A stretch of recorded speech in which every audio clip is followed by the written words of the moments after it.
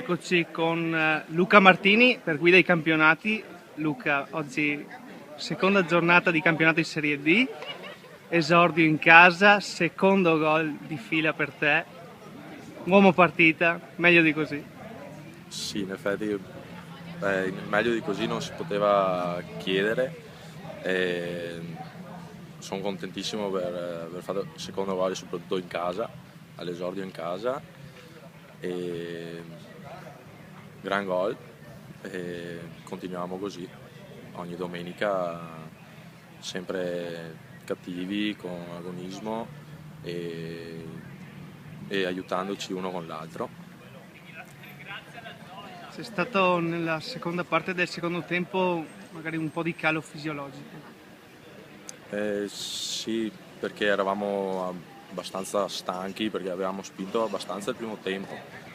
Il secondo tempo anche, poi verso la fine, anche se loro erano uno in meno, ci hanno messo un po' in difficoltà, ci hanno chiuso là, però siamo riusciti lo stesso a portare a casa i 3 punti, con fatica, però ce l'abbiamo fatta.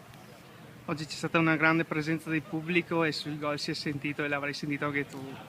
Sì, ho notato, sì, sì, sono contentissimo. Domenica si va a Sacile, oggi ha perso 1-0 con il Marano. Come sarà la Domenica, partita? domenica sarà dura come ogni domenica, però domenica ancora di più. E loro sono una buona squadra e in settimana ci prepareremo bene per domenica prossima.